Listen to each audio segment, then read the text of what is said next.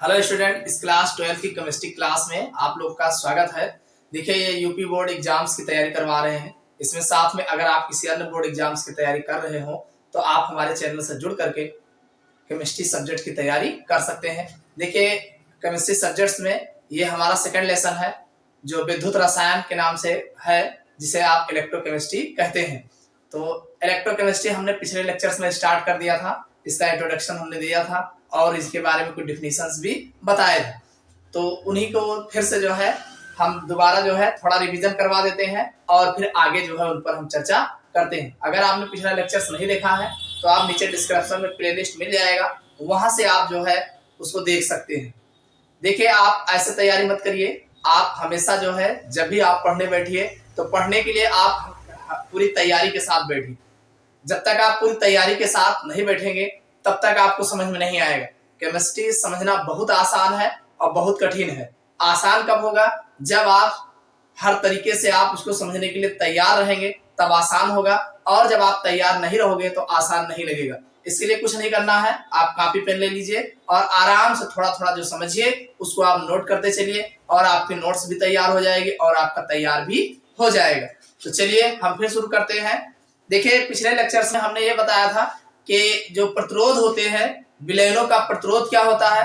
जो देखिए, एक चीज फिर से जान लो, फिर से हम बता देते हैं। प्रतिरोध, प्रतिरोध मतलब अवरोध।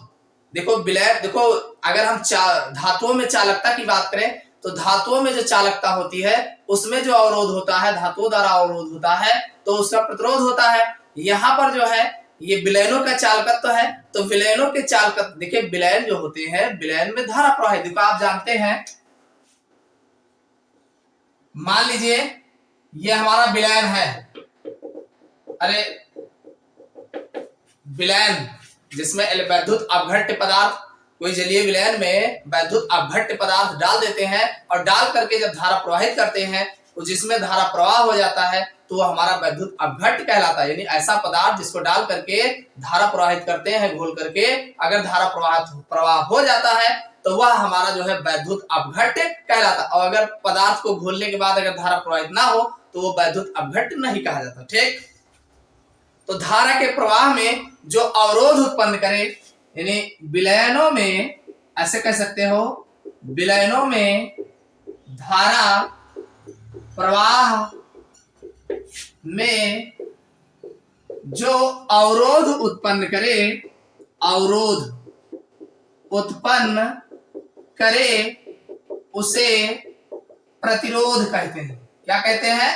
प्रतिरोध कहते हैं। इतनी बात समझ में आई कि नहीं? जो जलीय विलयन है हमारा, उसके धारा प्रवाह में जो अवरोध उत्पन्न करता है उसे प्रतिरोध कहते हैं, जिसे ओमेगा, इसे ओमेगा पढ़ा जाता है, ओमेगा, जिसे ओमेगा द्वारा प्रदर्शित करते हैं। किससे प्रदर्शित करते हैं? ओमेगा द्वारा प्रदर्शित करते हैं। और इसका मात्रक जो होता है, इसका मात्रक ओम होता है। क्या होता है? ओम। इसका मात्रक ओम होता है। इतनी बात समझ में आई कि नहीं? तो एक तो आपका प्रतिरोध हो गया। इसे प्रतिरोध, अगर आपसे प्रतिरोध के बारे में पूछा जाए कि जलीय विलयनों का प्रतिरोध से आप क्या समझते हैं तो इसको बता दोगे। अब दूसरा जो इसमें आपसे पूछा जाता है क्वेश्चन कि चालकत्व क्या होता है। चालकत्व,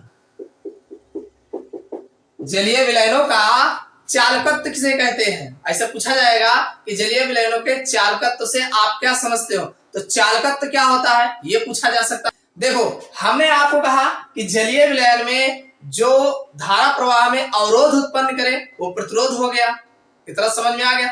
अब जो प्रतिरोध की जगह, यानी जलीय विलयन में धारा प्रवाह में जो सहायता करे उसे हम विलयनों का चालकत्व कहते हैं। आप ऐसे कह सकते हैं कि जलीय विलयन में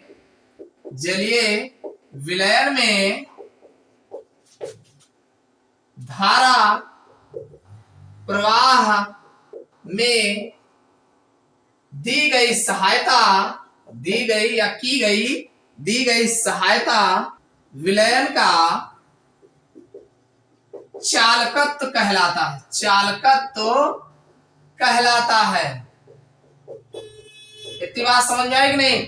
यानी जलीय विलयन में धारा प्रवाह में दी गई सहायता, यानी अब जैसे ये अवरोध कर रहा था, अवरोध की अपोजिट कोई सहायता अगर करने आ जाए तो जो सहायता दे रहा है वो जो है विलयन का चालकत्व कहलाता है। क्या कहलाता है? विलयन का चालकत्व, विलयन का चालकत्व कहलाता है। इतनी बात समझ में आई। अब अगर विलयन के चालकत्व को कहें कि तो चालकत्व देखो, विलयन का जो चालकत्व होगा, चालकत्व को हम जी से प्रदर्शित करते हैं, कंडक्टेंस बोला जाता है इसको। अब यहाँ पे जी द्वारा जो प्रदर्शित, हाँ देखो ये जो आपका आर था ये ओमेगा, ओमेगा अब प्रतिरोध को आर से लिखा ही जाता है, आप जानते हैं ये प्रतिरोध है, इसको आर से लिखा जाता है, ओमेगा से प्रदर्शित करते हैं, ठीक। तो अब ये प्रतिरोध है, अब प्रतिरोध की जगह इसका अपोजिट काम कर रहा है, सहायता दे रहा है। ये अवरोध उत्पन्न कर रहा था, अब कोई सहायता कर रहा है, तो सहायता कर रहा है तो इसका उल्टा काम कर रहा है ना। अरे एक लोग अवरोध उत्पन्न कर रहे थे तो उनको प्रतिरोध कह दिया गया, दूसरा सहायता कर रहा है तो सहायता इनका अपोजिट काम कर रहा है। तो इसी प्रतिरोध का जो व्युत्क्रम होता है वो चालकत्व कहलाता है। समझ में आई बात कि नहीं? यानी प्रतिरोध का व्युत्क्रम आप कह सकते हैं कि प्रतिरोध का व्युत्क्रम चालकत्व कहलाता है, चालकत्व कहलाता है। इतनी बात समझ में आई नहीं? प्रतिरोध का व्युत्क्रम जो होता है वो चालकत्व कहलाता है, विलयन का चालकत्व कहलाता है। तो इतनी बात समझ में आ गई होगी। अब ये आपका विलयन का चालकत्व। अब इसके अगर हम मात्रक की बात करें, किसके? चालकत्व का मात्रक जो होता है, चालकत्व का मात्रक, ध्यान समझिएगा भाई। अरे इसका मात्रक ओम होता है, आर का मात्रक ओम होता है, तो 1/r, मतलब अगर यहाँ ओम लिखा जाए, नीचे अगर ओम लिखेंगे भाई 1/ओम, आर को ओम लिखा जाता है ना, तो ऊपर जाएगा तो ये ओम इनवर्स हो जाएगा। क्या हो जाएगा? Ohm inverse. या इसको आप ऐसे लिख सकते हैं, ऐसे बना करके ओम इनवर्स लिख सकते हैं। समझ में आ गया? और सुनिए, ओम, ओम जो होता है ऐसे लिखा जाता है, OHM लिखा जाता है, ओम लिखा जाता है ना। इसको अगर उल्टा करोगे तो महो भी लिख सकते हैं, या देखो MHO, ये महो भी लिखा जाता है। समझ में आए? यानी चालकत्व का मात्रक ओम इनवर्स ऐसे भी लिख सकते हो, महो भी लिख सकते हो। और सुनिए, इसका जो एसआई मात्रक होता है, एसआई यानी जो चालकत्व का एसआई मात्रक होता है वो होता है सीमेंस, सीमेंस होता है। समझ में आई बात कि नहीं? और सीमेंस को यस से, देखिए जो सीमेंस होता है यस से प्रदर्शित किया जाता है, प्रदर्शित करते हैं। इतनी बात समझ में आई? इसको हमने पिछले लेक्चर्स में डिटेल से बताया है, यहाँ पर मोटा मोटा जान लीजिए। प्रतिरोध क्या है? जो अवरोध उत्पन्न कर रहा है। विलयन का चालकत्व क्या है? जो प्रतिरोध का व्युत्क्रम होता है वो विलयन का चालकत्व कहलाता है, यानी जो प्रतिरोध की जगह विलयन में सहायता करे धारा के प्रवाह में, वो विलयन का चालकत्व होता है, जिसे जी द्वारा प्रदर्शित करते हैं, 1/r होता है, ठीक। इसका मात्रक ओम इनवर्स हो जाएगा और एसआई मात्रक सीमेंस होता है, जिसे यस से प्रदर्शित करते हैं। इतनी बात क्लियर हो गई ना? चलिए आगे चलते हैं। अब जो आपका प्रतिरोध R होता है, ये विलयनों का जो प्रतिरोध R होता है, ये जो है लंबाई के अनुक्रमानुपाती, इसको जाने रहेगा। ये जो R होता है समानुपाती L होता है, यानी लंबाई के अनुक्रमानुपाती होता है। और ये जो R होता है जो विलयनों का अनुप्रस्थ क्षेत्रफल होता है, तो क्षेत्रफल के व्युत्क्रमानुपाती होता है, यानी L/A होता है। अब ये इतना होगा। अब ध्यान सुनिए, अब इस R को समानुपाती हटाओगे, एक कांस्टेंट रो लाएंगे, तो ये आ जाएगा L/A।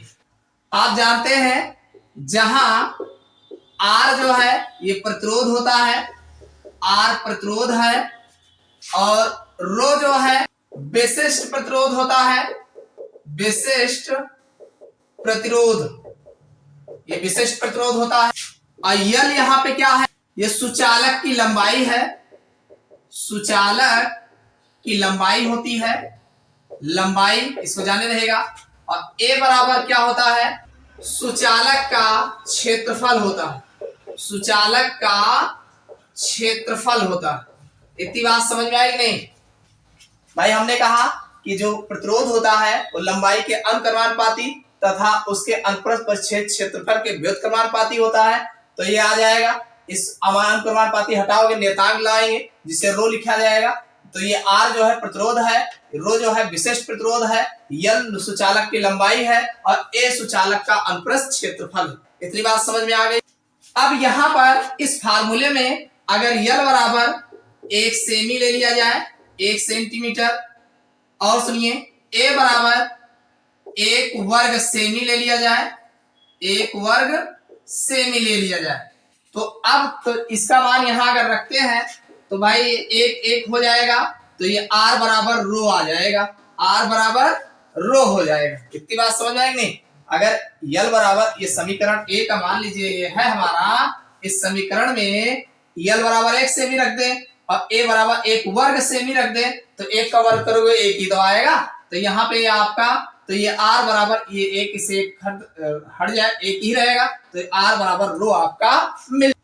तो इसको आप ऐसे कह सकते हैं कि अगर चालक की 1 सेमी इकाई चालक की लंबाई हो तथा इसका इकाई वर्ग अनुप्रस्थ क्षेत्रफल हो, तो जो प्रतिरोध होगा वो विशिष्ट प्रतिरोध के बराबर होता है। यदि जो चालक का प्रतिरोध होता है वो विशिष्ट के बराबर होता है। अब आपसे अगर विशिष्ट प्रतिरोध का मात्रक पूछा जाए तो देखो यहां से आप निकाल सकते हैं, रो बराबर अगर आपसे निकाला जाए, भाई रो बराबर लोगे तो ये इधर आएगा, तो ये ऊपर इससे साथ में आया नीचे जाएगा, तो रो बराबर आ जाएगा R और गुणे A अपान L हो जाएगा, रो बराबर R गुणे A अपान L हो जाएगा। तो विशिष्ट प्रतिरोध का मात्रक, विशिष्ट प्रतिरोध का मात्रक अगर हम निकालेंगे यहां से, तो R जो होता है ओम होता है, ठीक, और A लंबाई आप जानते हैं सेंटीमीटर में मापा जाएगा, ये वर्ग सेमी होगा ये, और L जो होगा ये भी सेमी में होगा, तो 1 सेमी से कट जाएगा, तो ये आपका आ जाएगा ओम सेमी, ओम सेमी।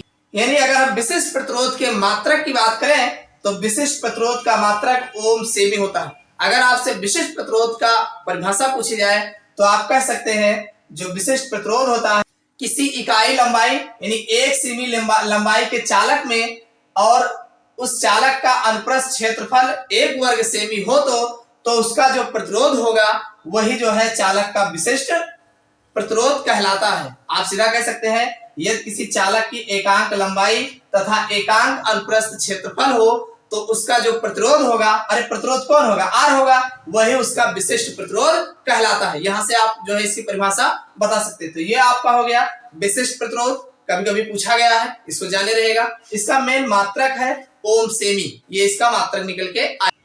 देखिए ये सब टॉपिक बहुत इंपॉर्टेंट है और थोड़े है, थोड़े में अगर आप समझ जाओगे तो आपका 1-2 क्वेश्चन यहाँ से जरूर फंसता है, तो इसको आप जाने रहिएगा, इसीलिए हम रिवीजन करवा दे रहे हैं। अब अगला जो क्वेश्चन बनता है, तो विशिष्ट प्रतिरोध के बारे में हमने आपको बता दिया कि एकांक लंबाई का चालक हो जिसका अनुप्रस्थ क्षेत्रफल एकांक हो तो जो प्रतिरोध होगा वही उसका विशिष्ट प्रतिरोध होता है। इसके बारे में हमने आपको बता दिया। अब विशिष्ट चालकत्व क्या होते हैं?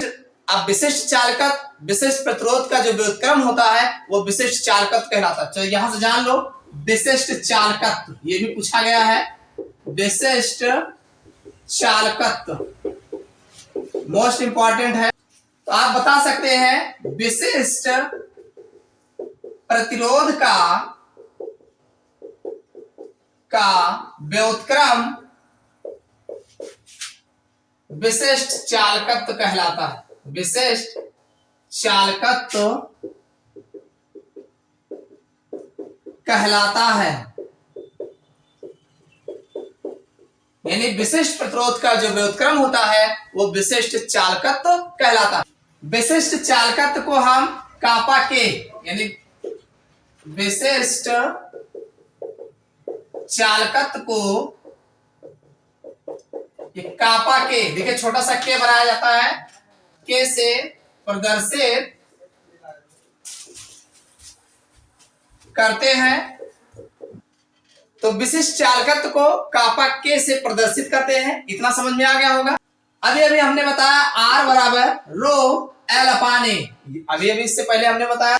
अब जैसे हमने कहा विशिष्ट प्रतिरोध का व्युत्क्रम विशिष्ट चालकत्व कहलाता है, तो विशिष्ट प्रतिरोध को हम रो से कहते हैं और विशिष्ट चालकत्व हमारा के है कापा, तो 1/रो हो जाएगा। देखिए कापा के बराबर 1/रो होगा, जहां रो बराबर विशिष्ट प्रतिरोध है। कौन है? विशिष्ट प्रतिरोध है। भाई विशिष्ट प्रतिरोध का हमने क्या कहा? विशिष्ट प्रतिरोध का व्युत्क्रम विशिष्ट चालकत्व कहलाता है, यानी विशिष्ट चालकत्व कहलाता है। तो ये विशिष्ट प्रतिरोध का व्युत्क्रम जो है ये विशिष्ट चालकत्व है। अब अगर इसके हम मान लीजिए विशिष्ट चालकत्व के मात्रक की बात करें, विशिष्ट चालकत्व का मात्रक, तो इसका हमने विशिष्ट प्रतिरोध का जो मात्रक बताया था वो ओम सेमी बताए थे। क्या बताए थे? ओम सेमी बताए थे। तो ओम इनवर्स सेमी इनवर्स जो है इसका मात्रक हो जाएगा। अरे भाई बटे में है ना, अगर यहाँ ओम सेमी लिखोगे ऊपर ले जाओगे तो क्या होगा भाई? अगर हम ऐसे लिख दें ओम सेमी, तो इसको जब ऊपर ले जाएंगे, जब इसको हम ऊपर ले जाएंगे तो इनवर्स नहीं लगाएंगे तो ये इसका मात्रक आ जाएगा। अब इसमें जो अगला क्वेश्चन बनता है वो होता है सेल स्थिरांक से आप क्या समझते हैं? बहुत पूछा गया है। तो सेल स्थिरांक समझ लीजिए इसको, सेल स्थिरांक, सेल कांस्टेंट, ये बहुत पूछा गया है, मोस्ट इंपॉर्टेंट है ये सेल स्थिरांक। जो भाई आप सेल स्थिरांक को, सेल स्थिरांक इसका जो फार्मूला होता है वो L/A होता है। फार्मूला आपका L/A हो गया। अब इसकी अगर परिभाषा की बात करें तो आप कह सकते हैं किसी सेल के दो समांतर इलेक्ट्रोडों के बीच की दूरी तथा इलेक्ट्रोड के अनुप्रस्थ क्षेत्रफल का अनुपात सेल स्थिरांक कहलाता है। इतनी बात समझ में आई कि नहीं? हमने आपसे कहा कि भाई मान लीजिए कोई सेल है, तो सेल के दो समांतर इलेक्ट्रोड, यानी दो इलेक्ट्रोड जो समांतर होते हैं तो उनके बीच की कितनी दूरी है, दूरी को लंबाई में रिप्रेजेंट करते हैं।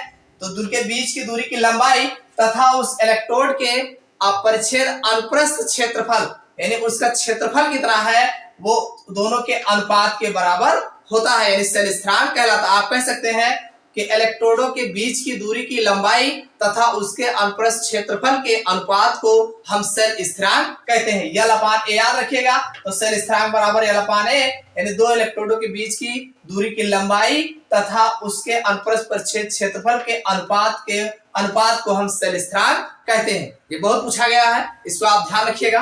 अब अगर इसके मात्रक की बात करें, इसका मात्रक अगर देखा जाए तो इसका मात्रक, ध्यान से सुनिए, इसका मात्रक L/A से आप निकालोगे। आप जान रहे हैं L क्या है? L जो है लंबाई है। लंबाई अगर आप सेमी में नाप रहे हो तो क्षेत्रफल भी वर्ग सेमी में नापोगे। भाई सेमी में वर्ग सेमी, एक वर्ग यहां से कट जाएगा, एक सेमी बचेगा नीचे, ये ऊपर जाएगा तो इनवर्स लगेगा, तो इसका मात्रक जो बनेगा सेमी इनवर्स होगा। इतना समझ में आया कि नहीं? अरे सेमी वर्ग सेमी, ए का जो है वर्ग सेमी आएगा, तो ये इस वर्ग से इससे कट जाएगा तो सेमी बचेगा, तो ऊपर जाएगा इनवर्स में। और सेमी में ना लिखना चाहो तो मीटर इनवर्स भी कह सकते हो, मीटर इनवर्स भी बोला जा सकता। तो ये तो हमने कल पिछले लेक्चर्स में इसके बारे में डिटेल से बताए थे। हमने कहा इसको रिवीजन करवा दे, बहुत पूछा गया है। चलिए अब आगे जो इसमें क्वेश्चन बनते हैं उसके बारे में हम चर्चा करते हैं। अगला क्वेश्चन इसमें जो बहुत पूछा गया है, अक्सर पूछा जाता है, शॉर्ट में हो चाहे लॉन्ग में, तुल्यांकी चालकता किसे कहते हैं? हम बात करेंगे तुल्यांकी चालकता। तुल्यांकी चालकता के बारे में पूछा गया, जिसे इक्विवेलेंट कंडक्टिविटी से भी जाना जाता है, यानी तुल्यांकी चालकता को अंग्रेजी में इक्विवेलेंट कंडक्टिविटी भी कहा जाता है। तो तुल्यांक की चालकता होती क्या है, पहले ये जान लेते हैं। आप इसको ऐसा कह सकते हैं, किसी वैद्युत अपघट्ट के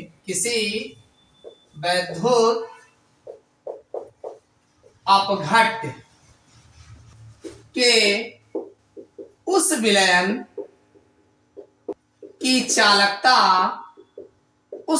की चालकता जिसमें 1 ग्राम तुल्यांक विद्युत अपघट्य घुला हो, तुल्यांकी चालकता कहलाती है। तुल्यांकी चालकता कहलाती है। हमने कहा कि किसी वैद्युत अपघट्ट के उस विलयन, यानी कोई वैद्युत अपघट्ट है, उसका जो वह विलयन, किसी वैद्युत अपघट्ट का वह विलयन जिसकी चालकता में 1 ग्राम तुल्यांक जो है विद्युत अपघट्ट घुला हो। क्या घुला हो? 1 ग्राम तुल्यांक विद्युत अपघट्ट घुला हो, तो उसकी जो चालकता होगी वो उसकी तुल्यांक की चालकता कहलाती है। समझ में आई बात कि नहीं? यानी किसी विद्युत अपघट्ट का वह विलयन जिसमें 1 ग्राम तुल्यांक जो है विद्युत अपघट्ट घुला हो, वह विलयन की तुल्यांक की चालकता कहलाती है। ये तो इसकी डिफिनेशन हो गई। और इसे जो है, इसे लैम्डा बनाना आता हो, लैम्डा से प्रदर्शित करते हैं। यानी जो तुल्यांक की चालकता होती है इसे लैम्डा द्वारा प्रदर्शित। तो तुल्यांक की चालकता लैम्डा बराबर जो हो के वी, ये कापा वाला के है, ऐसे के मत जानिएगा, ये कापा वाला के और इंटू। तो आप इसको ऐसे भी कह सकते हैं, ये लैम्डा क्या है? लैम्डा तुल्यांक की चालकता है, और जहां के बराबर विशिष्ट चालकत्व है, और V बराबर ये आयतन है, V बराबर आयतन है। तो आप कह सकते हैं कि तुल्यांकी चालकता, ऐसे भी लिख सकते हैं इसको, तुल्यांकी चालकता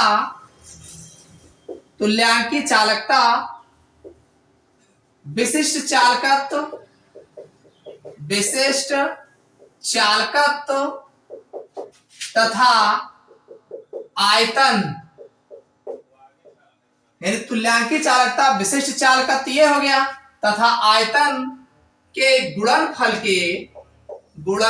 के बराबर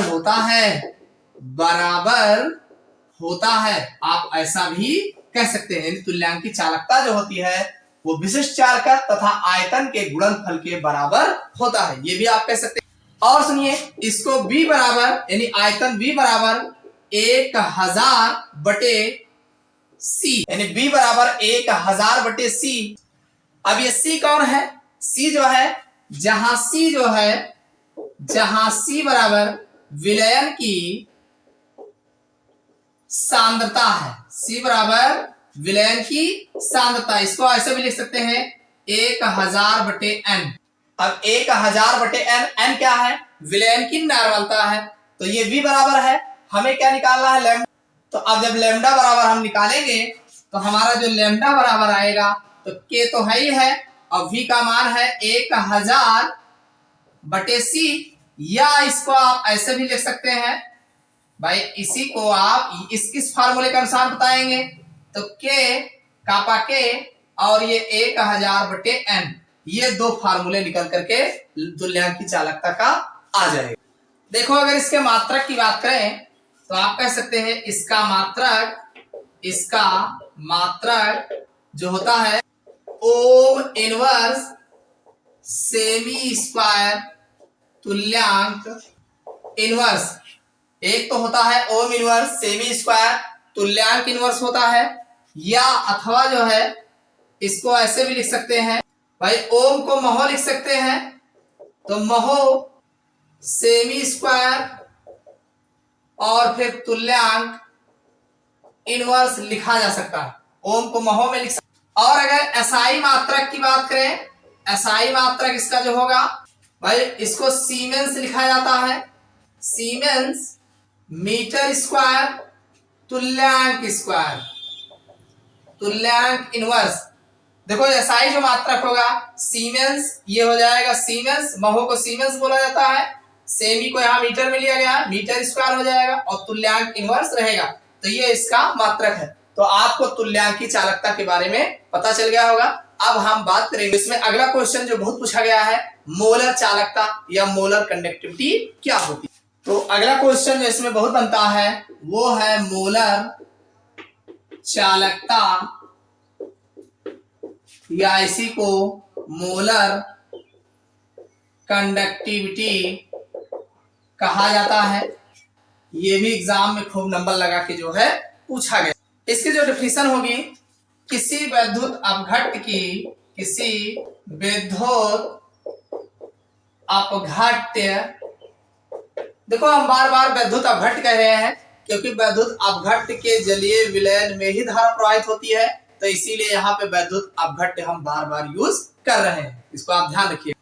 अपघट्ट के उस विलयन की चालकता, उस विलयन की चालकता जिसमें 1 ग्राम अणु विद्युत अपघट्य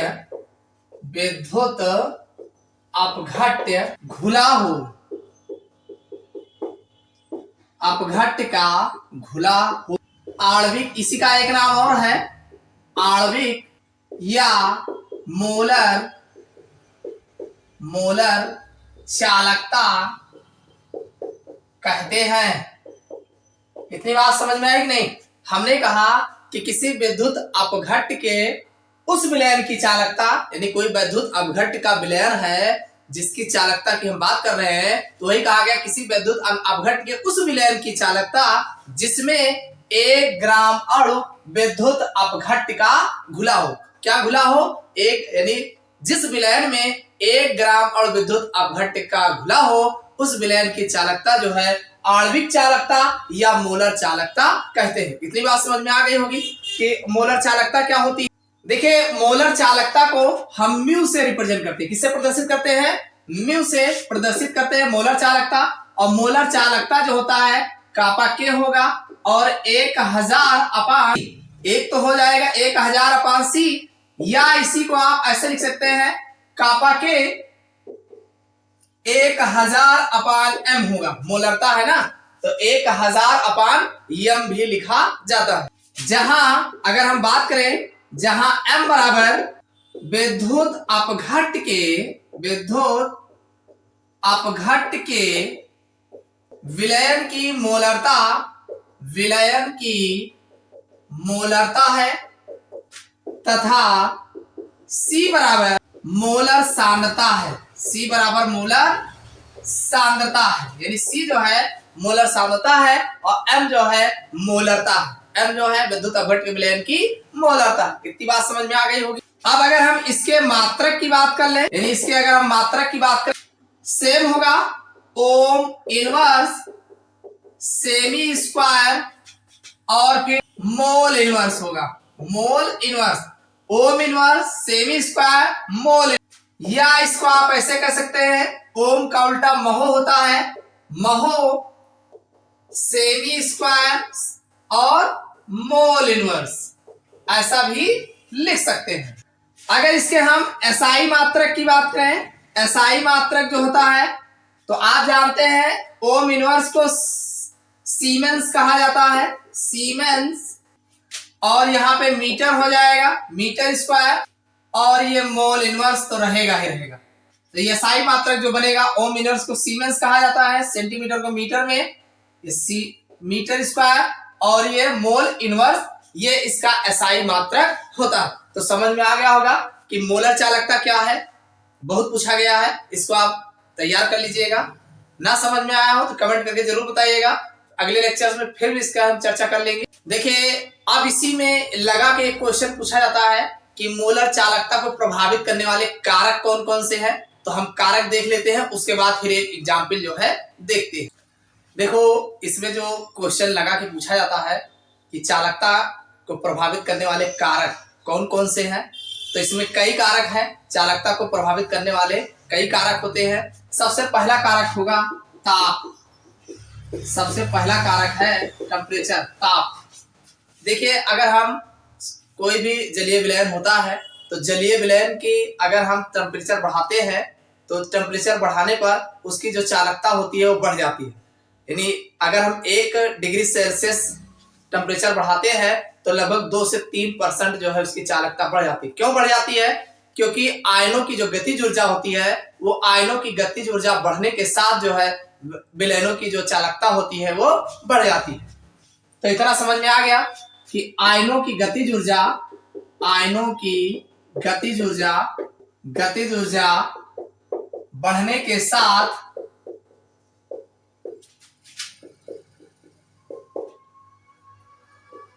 उसकी चालकता ताप बढ़ाने पर बढ़ जाती है। इसको जाने रहेगा। यानी जब हम टेम्परेचर बढ़ाते हैं तो विलयन जो होते हैं उनके आयनों की गतिज ऊर्जा बढ़ जाती है और बढ़ने के साथ विलयन की चालकता जो है बढ़ जाती है। ठीक, पहला तो ये हो गया। और दूसरा जो कारक है माध्यम की सयानता, ये दूसरा कारक है। देखो, सयानता जितनी कम होती है विलायक की, या जो हमारा विलयन है, माध्यम है, जिस माध्यम में घुला गया है, उसकी सयानता जितनी कम होती है उसकी चालकता उतनी अधिक होती है। तो इतनी बात समझ में आएगी नहीं? माध्यम की सयानता, यानी सयानता जितनी कम होगी, सयानता मतलब जैसे उसमें सरफेस टेंशन कितना है, तो सरफेस टेंशन जो है सयानता जितनी कम होगी उतने ज्यादा उसकी चालकता होती है, और सयानता जितनी ज्यादा होती है तो उसकी चालकता उतना ही कम होती है। तो दूसरा कारक हो गया, यानी सयानता, यानी विलायक की सयानता कम होने पर चालकता अधिक होती है। यानी दूसरा कारक ये हो गया। और तीसरा जो कारक है आयनों के मध्य लगने वाले आकर्षण बलों पर। देखिए, अगला जो कारक है आयनों के मध्य लगने वाले आकर्षण बलों पर भी जो है निर्भर करता है। अब जैसे मान लीजिए जो आयन बन रहे हैं, अगर वो आयन आपस में अत्यधिक आकर्षण बल के साथ जुड़े होते हैं, यानी उनके मध्य जो है आयनों के मध्य ज्यादा आकर्षण बल होता है, तो जाहिर सी बात है विलयन की चालकता जो है कम हो जाती है। तो आप कह सकते हैं कि आयनों के मध्य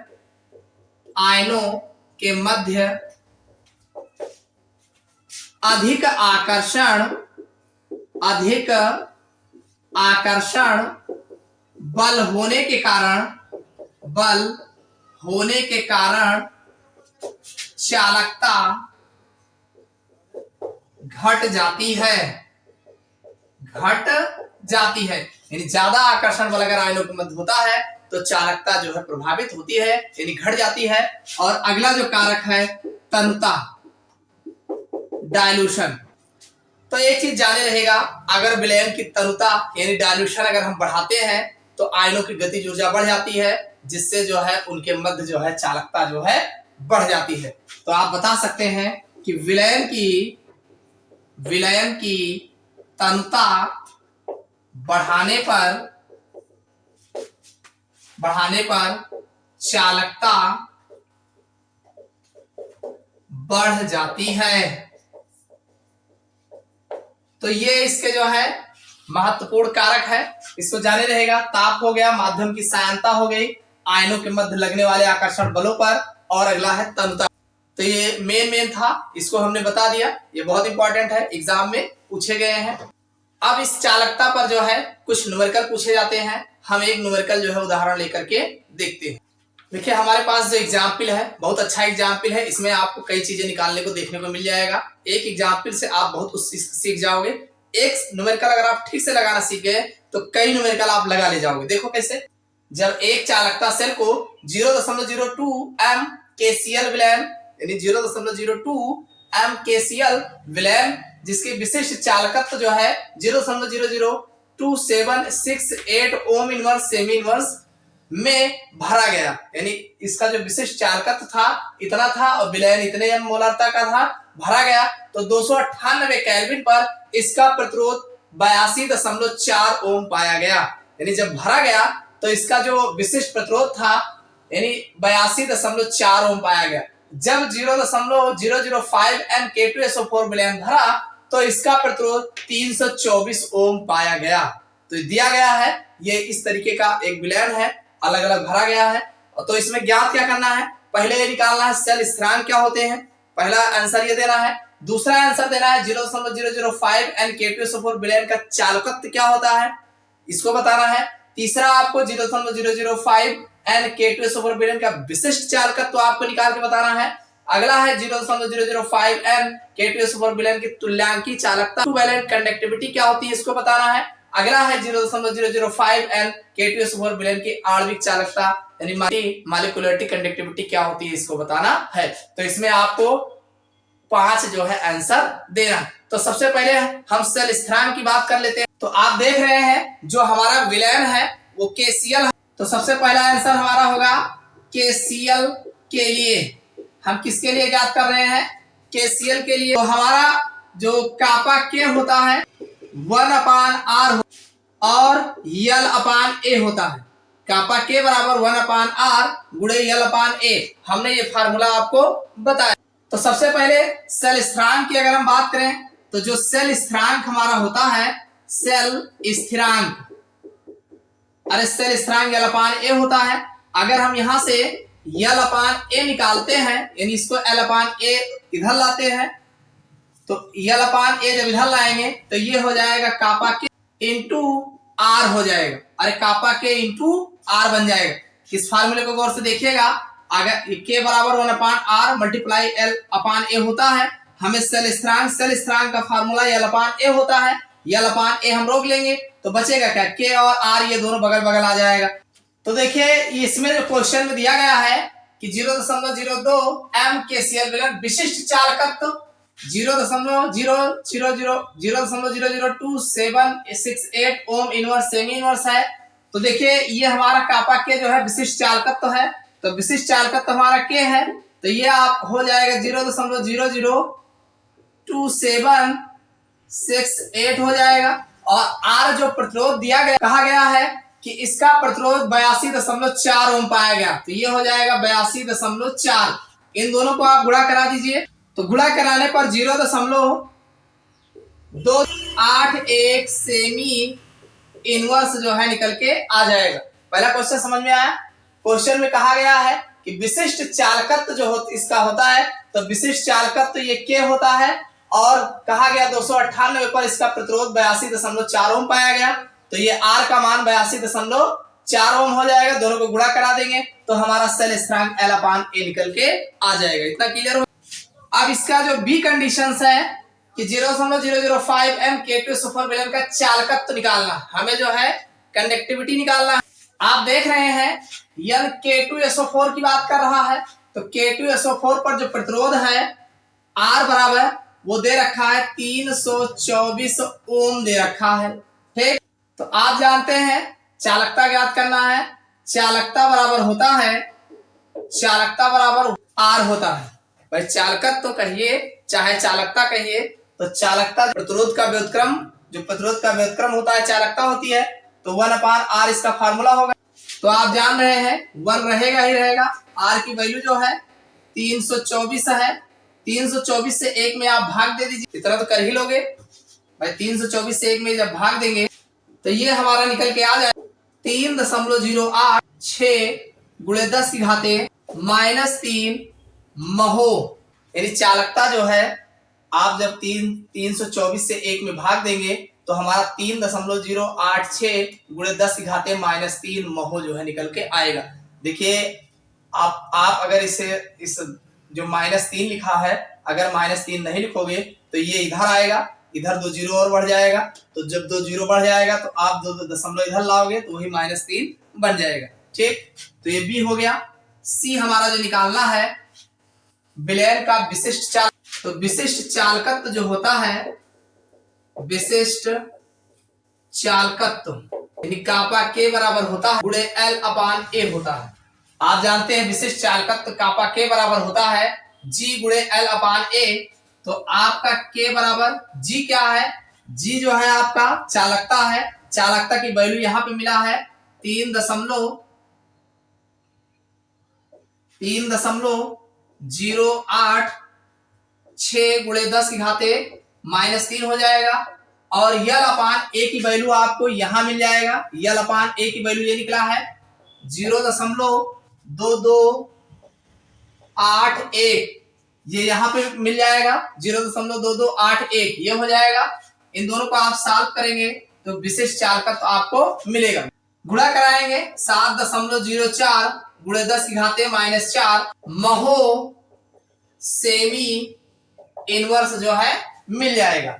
ये कुछ नहीं करना है, दोनों को गुणा करा लीजिए। गुणा कराओगे तो इतना आपको महो सेमी इनवर्स जो है विशिष्ट चालकत्व जो है प्राप्त हो जाएगा। अगला है आपका 0.05 n K2SO4 विलयन की तुल्यांकी चालकता निकाल। तो आप जानते हैं तुल्यांकी चालकता बराबर, जिसे लैम्डा से प्रदर्शित करते हैं, K गुणे 1000/n होता है।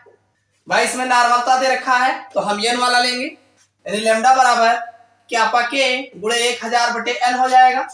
तो आप लैम्डा बराबर K की वैल्यू जो है हमें पता है, अभी निकाले हैं K की वैल्यू 7.04। तो ये आपका आ जाएगा 7.04 गुणे 10 की घाते -4 और गुणे ये आपका 1000 ऊपर रहेगा और नॉर्मलता दे ही रखा है 0.005। आप देख रहे 0.0 n है तो 0.005 ये इसकी नॉर्मलता आ जाएगी। इसको आप आराम से सॉल्व कर लीजिए। सॉल्व करने के लिए सबसे पहले दशमलव हटा लीजिए। दशमलव हटा करके इसको घात में चेंज कर लीजिए। घात में चेंज करोगे तो ये घात हट जाएगा। तो आपको लैम्डा बराबर जो है 140.80 महो सेमी स्क्वायर तुल्यांक इनवर्स जो है तुल्यांकी चालकता आपको निकल करके आ जाएगी। मेन आपका है सॉल्व करना। सॉल्व करने में आप दशमलव यहां पे देखिए आपका है 7.04 गुणे 10 की घाते -4 गुणे 1000/0.005 दे रखा है। आप दशमलव लगाओगे तो यहाँ 3 अंक बढ़ाओगे तो ये आपका आ जाएगा 7.04 गुणे 10 घाते -4 गुणे, इसको आप 1 2 3 4 5 6 लिख सकते हो, 10 की घाते 6 लिख सकते हो और बटा ये 5 हो जाएगा। तो ये 5 आपका यहाँ आ जाएगा, ठीक इतना आ जाएगा। इसको आप ठीक से करोगे तो 2 अंक दशमलव है, 2 जीरो यहाँ बढ़ा लो तो ये आ जाएगा 704/500 और ये गुणे देखो 6 में से 4 घटा दोगे 2 आ जाएगा तो 10 की घाते 2 हो जाएगा। ये यहाँ पे आप 10 की घाते 2 लिखो, चाहे यहाँ पे 2 जीरो बढ़ा दो तो आप यहाँ से 2 जीरो बढ़ा सकते हो और फिर 2 जीरो से कट जाएगा, 5 से इसमें भाग देंगे तो ये 5 एकम 5 आ जाएगा, 2 बचेगा 20, 5 चौक 20 हो जाएगा। उसके बाद फिर नीचे बढ़ाएंगे तो जीरो बढ़ाएंगे, दशमलव बढ़ाएंगे तो ये आपका 4 आ जाएगा। तो ये 5 अट्ठे 40 हो जाएगा। तो इतना आपका आंसर जो है निकल करके आ जाएगा। मेन है आपको सॉल्यूशन देने की आवश्यकता है, यानी आपको गुणा भाग करना आना चाहिए। इतना समझ में आ गया। अगला निकाला गया है विलयन की आणविक चालकता। जैसे यहाँ पे तुल्यांकी चालकता है वैसे यहाँ पे आणविक चालकता भी निकल आएगी। आणविक चालकता, आणविक चालकता को म्यू से लिखा जाता है। तो म्यू बराबर कापा के मल्टीप्लाई 1000/m, यही तो बताया गया है। तो यहाँ पर ये आपका हो जाएगा कापा के की वैल्यू जो है ऊपर ही दे रखा है 7.04 गुणे 10 घाते -4 हो जाएगा और ये 1000 है ही है। यम की वैल्यू देखो यहाँ मोलरता दे रखी है, कापा के की वैल्यू तो ये दे रखा है और ये 1000 तो रहेगा ही रहेगा। मोलरता आप जानते हैं मोलरता बराबर होता है, इसको जाने रहेगा, मोलरता बराबर होता है नॉर्मलता बटे संयोजकता।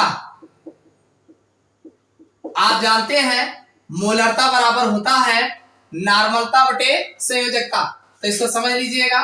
तो यहाँ पर नॉर्मलता जो है दे रखा है, नॉर्मलता इसका जो है 0.005 है, और आप बात किसी कर रहे हो K2SO4, तो K2SO4 की संयोजकता 2 होगा। तो यहाँ इसको मोलरता बराबर जो है ये इतना आ जाएगा। इसको हम m की जगह पे रखेंगे तो 0.005 ये बटे 2 का जो है ऊपर चला जाएगा। तो इस तरीके से हो जाएगा। इसको हम सॉल्व करेंगे तो ये हमारा आ जाएगा 7.04 गुणे 10⁻⁻4 गुणे हो जाएगा 1000 है, ये 2000 हो जाएगा, 2000 बटे और ये 0.005। इसका दशमलव पहले हटाएंगे यानी 3 जीरो बढ़ाएंगे, ये हट जाएगा। तो यहाँ पे आ जाएगा 7.04 बटे 5 हो जाएगा भाई, इसका 0 हट जाएगा तो, और गुणे 10⁻⁻4 है ही है, गुणे ये आ जाएगा। इसको लिख सकते हैं 2 गुणे 10⁻1 2 3 4 5 6, ये 6 हो जाएगा। इसको आप अभी अभी डिवाइड, इसको अगर हम दशमलव हटाएं 2 जीरो यहाँ बढ़ा देंगे तो ये 500 हो जाएगा, और 6 में से 4 घट जाएगा, 2 बचेगा, मतलब 2 जीरो हो जाएगा। तो ये 704, 2 जीरो बढ़ा देंगे उसका, गुणे 2 रहेगा ही रहेगा, और नीचे जो है ये जो है 500 रहेगा। अरे ये इतना हो गया, 6 में से 4 घटा दोगे 2 बचेगा, तो 2 जीरो हमने यहाँ ऑलरेडी लगा दिया, दशमलव के बाद 2 यही है, और ये इतना रहेगा ही रहेगा। ये 2 जीरो से कट जाएगा। इसको आप गुणा कराओगे 4 दूनी 8 हो जाएगा, और 2 शून्य 0 और 2 सत्ते 14 बटे 5 से भाग दे दीजिए तो ये आपका आ जाएगा 5 दूनी 10, 4 आ जाएगा, 5 अट्ठे 40। भाई अलग दे दो ना समझ में आए तो 5 से 14 0 8, तो 5 दूनी 10 हो जाएगा, 4 आ जाएगा, फिर 0 आ जाएगा, 5 अट्ठे 40 हो जाएगा, कट जाएगा पूरा पूरा, 0 उतरेगा, बाहर नहीं जाएगा, 0 बढ़ा के दशमलव लगाएंगे तो यहाँ पे जो आपका म्यू निकल के आ जाएगा 281.6 महो सेमी स्क्वायर मोल इनवर्स जो है निकल के आ जाएगा। तो इतना समझ में आ गया होगा। इस तरीके से मेन है आपका कैलकुलेशन करना। अगर कैलकुलेशन करना आपको आ रहा है तो सवाल आपका आसानी से लग जाएगा। यहाँ पे केवल आपको डिवाइड करना है, डिवाइड करोगे आंसर आपका निकल के आ जाएगा, तो इतना आपको निकाल के दे देगा। तो इस तरीके से हमने आपको क्या क्या चीजें इसमें बताया। एक तो हमने जो है सेल स्थिरांक निकालने को बताया, दूसरा जो है हमने चालकता कैसे निकाली जाती है इसको हमने बताया, तीसरा जो है इसमें विशिष्ट चालकत्व तो कैसे निकाला जाएगा इसके बारे में चर्चा किए, अगला तुल्यांकी चालकता कैसे निकाला जाए इसके बारे में बताए, और आणविक चालकता कैसे ज्ञात किया जाएगा इसके बारे में बताए। ये न्यूमेरिकल आप 1-2 बार देखिएगा, लगाइएगा, इससे रिलेटेड और भी न्यूमेरिकल आप लगाइएगा। इस क्लास में बस इतना ही, अगले क्लास में फिर मिलते हैं। इसके जो और टॉपिक बचे हैं उन पर हम चर्चा